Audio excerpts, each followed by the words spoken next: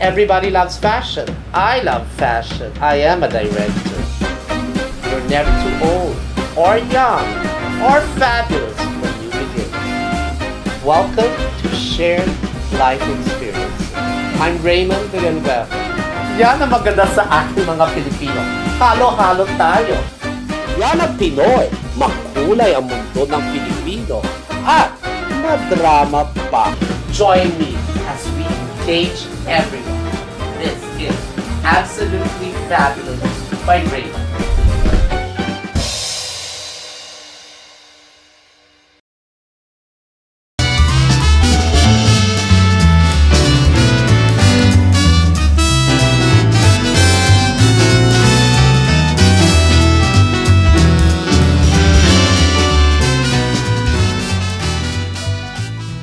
We're back!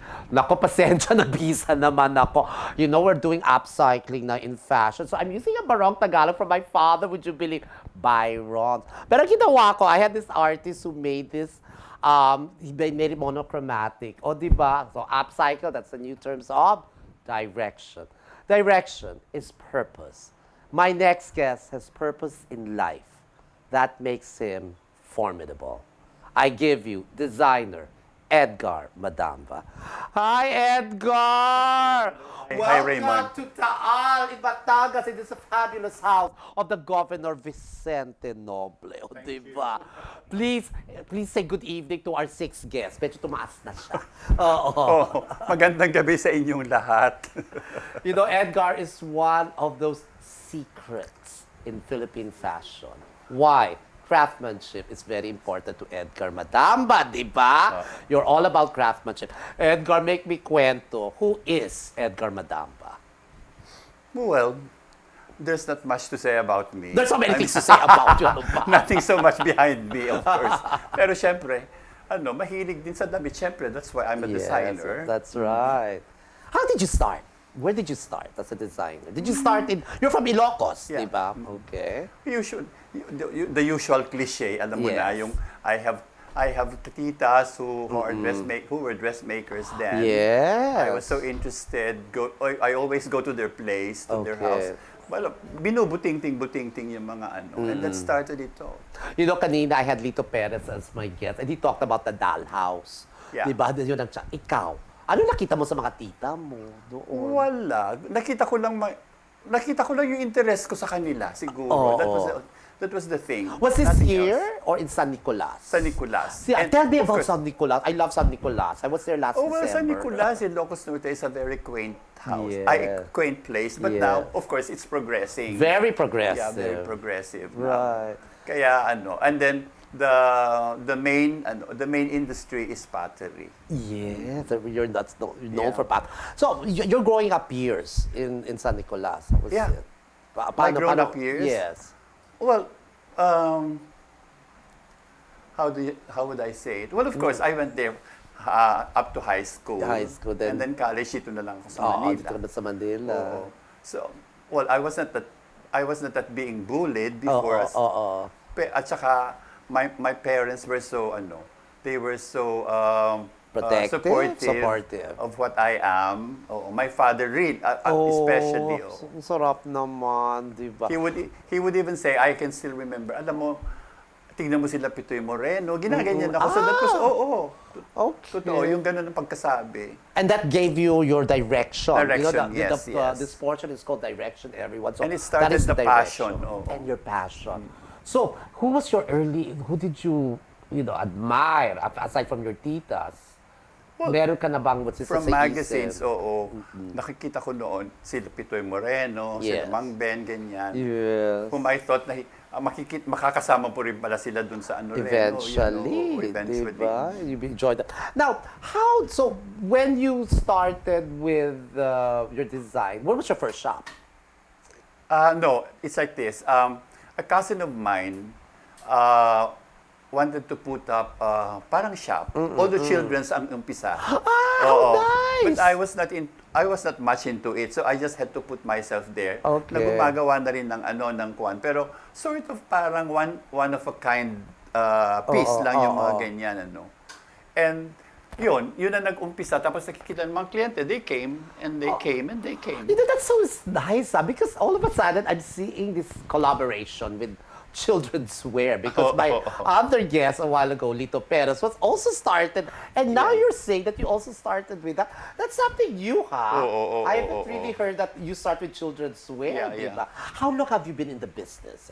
Ay, matagal na rin. Although I had partnership with a cousin. Okay. And then I went on my own, 1986. Ganun. 86 also. You know, turning point yan, everyone, for Philippine fashion. You know, for me, there were two turning points, 1986 and 1995. Yeah. There was turning points of Philippine fashion. Now, tell me about the Fashion Designers Association of the Philippines. You were a member there. You became chairperson of a Body Shots. Yeah, Remember? Body Shots. Tell me about FDAP. Well, FDA, hindi naman ako original member. Yung second batch na yata yun, in 1986 yata yun. Yes. So we had, Boise Villavicencio invited me to be a member there. And then there was a show which was called Tagsibol. I participated in. And was that in Rizal Theater? No, that was not the Rizal not the Theater Rizal show. Theater. That is the most fabulous, longest fashion show I heard. Yung sabi ni Manang Josie nung araw. The show that almost didn't start and almost didn't end. I remember, you know, I have to tell everybody, especially our younger generation, you know, this absolutely fab is all about shared life experiences. And there's so many experiences in our industry that you'll never forget.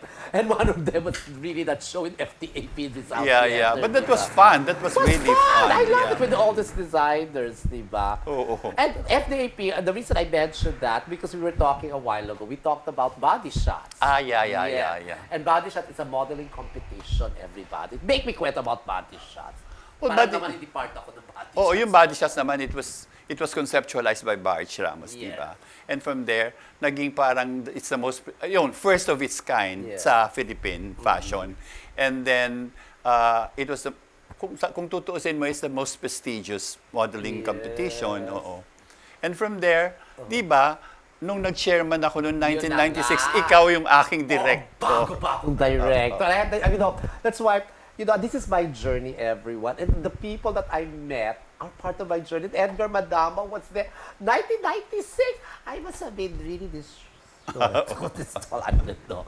Diba, Edgar? And that was one of the best batches of model discoveries I must say. Sino sila? Who were our Well, si Lucia Santiago, of course. Who's in New York now. And then there's Francine Prieto, who was Ana Marie Falcon at the time. Isel Don. Yes. Joan Bitagco, Reggie Curly. And Joey Rhea Santos. Arce! And Rhea Santos, the one. Rhea Santos, the reported GMA. We love talking. Me and Edgar, kasi we were talking about it a while ago. Our experiences in Body Shop, you know, and doing all of this fashion. Now, we go to Edgar Madamba, the designer now. That is his direction. Tell me about this collection that you have here right now. This particular outfit. Okay. It reminds me of a fruit. Well, What is this fruit, Edgar? Actually, it's an accidental thing. Okay. Parang I'm so fond of creating yung mga shapes, different shapes. And it came out yung balimbing ang lumabas. So, from there... That's an open secret, everyone, in Philippine fashion, diba? It's balimbing. And then, of course, it multiplied. That's why. Kasi ang balimbing naman has only 4 sides. Although I started with that, and then it multiplied and multiplied. Kasi alam nila, pag lumabas na ito, it's Edgar Madamba. Yeah, I You know, think like so. I mentioned in my past episode, there are iconic designers in the Philippines with iconic looks. And this is Edgar Madamba. Diba? I have to stand up and show everybody. Diba, Edgar, why is this so architectural? I have to, you know, you're iconic because of this. Bakit? It's in the construction, actually. Right. It's really... I know. Ang ganda di ba? Nakatayo. Kahit ito pituin mo yan, hindi maano yan. Yun na nga. Hindi siya makuha. And you can sit on it also. I love this. Like I said, for everybody, when you become an icon in Philippine fashion, there are pieces that stand out. And di ba, Edgar, this is your piece. And the rosettes are there also. Yeah, I had the rosettes. I had also the quilting and all that. Right, But this one is right. the latest, so... It's, di ba, It's- Edgar it's stuck. Madamba! Oo. Di ba, alam nila, nobody can make you gaya. Naku, I'm sorry, hindi ko nakikita na yun. Now, let's talk about Philippine culture because I see this material. Yeah, And that's we a all binakol. know. That's what we're pushing now. Yun. Yung Inabel Iloco. Yes. Oo. It was Dr. Jose, I mean, it was Dr. Joven Joven Juana, Juana, oo, yes. who pushed it, and then he talked to us about it. We had the show together with Nina Corpus. Yes. And luckily, and thank God, nag-ano siya, how do you call this? Nag-evolve. Nag-evolve siya. Yes. Kaya ngayon- Why is it, di ba you have your architectural design, but why is it about Ilocos fabrics that you love so much? Well, of course, I'm from there. Yeah, aside from that, but I see that because yan ang maganda. Bakit siya maganda? Yun lang It's pure cotton. sa presko, sa Oo, katawan. oo. Di Talaga, ba? it's pure cotton. They get it. it from the cotton field and then make the Yes. thread and all that. You know, Filipinos, we must manufacture. And I'm happy that Ilocos Norte is manufacturing. Yes, di ba? that's right. Actually, the whole Ilocos region, di ba? Because that is what we need now, everybody. We need the foresight and the direction of an Edgar Madamba. Di ba, para doon? Now, Edgar, what is your plans? What is the plans for the future? Well, yes, because of this Inabel, which has almost gone to extinction. Kasi talagang, kasi yung mga bata, ayaw na rin nila siyempre mag-weave kasi, Bakit? mahirap. Gusto na nila yung pupunta na Amerika, mag-nurse sila and all that. Eh, paano yan? Bawal na sila lumabas, so mag-weave na dapat sila na yun. Well, yun ang gawa ng pandig. Ano? Edgar, there is Inabel. Yeah, there's Inabel. When we did a show last December, when I did a show in Oo, Nawang, oo, oo. di ba? You go to the marketplace, you go to the tourist areas, andun ang Andun Inabel, lahat, oo. di ba? At saka, Si fresco, di ba? very fresh. Oo, Parang pure linen ba yung gano'n, no? Yes, and you can do so much with Inabel. Yes, kasi, it's no? very versatile also. Yun Very, na very nga eh. versatile. Why is there a fixation with being Filipino? Why do you like Filipiniana? Well, with the we twist? should be proud of it because tayo naman, it's been years and years that we wanted to penetrate the international market. Pero, ewan ko, hindi uma-appear. Kaya, ang sabi ko na lang, why not just make it beautiful and don't think about international market? They will just be bought and be bought. That's so true. One of my guests, I will not name names, but one of my guests said, before you make it big abroad, make sure you make it big in your country. Yes, that's right. Diba? Hindi ko alam kung sino tinatamaan, pero ganun daw. But, kasi I see, a Halo-Halo station here, we really do push. And I keep repeating. Ilabas ang likas ng lakas ng Pilipino. And you, Edgar, is that from your outfit right now, di ba? Not because we're here in Taal, but we just love big Filipino. It's beautiful. I mean, we have to love our own. Ang ganda. I mean, really, we may speak English here, but being nationalist, does that mean that, Oh, of course, because it's our second language. Kaya wala yun. rin, Hindi mo diba? no. Yan ang And you know what? I have American I clients. know you done so many shows in the United Yeah. States and all And over. they love it. Kasi especially when they know it's hand-woven, Yun. ay doon talaga nila inaano. Parang it's something. How do we tell the younger generation? You, Edgar, tell the camera, the younger generation right now who think wearing jeans is the best. How do we do this kind of advocacy, of loving Filipino costume? Well, we can always what do you call, intertwine the Western thing like and this, diba? kagaya niyan. This is silk and this is the Inabel. Right. It's a combination. You can always combine. After all, hindi naman tayo pure na pure sa culture natin. We have an advocacy, diba? We have an advocacy which I've been pushing here in reportage called Zoomista.ph. Yeah. Diba? And you're part of that, Yes, Edgar, yes, diba? yes. Now, in Zoomista, we feel, the group of designers with Edgar Madamba, with Lito Perez, we have Tony Galang, Rene Salud, Barge Ramos, Dita Sandico, Patis.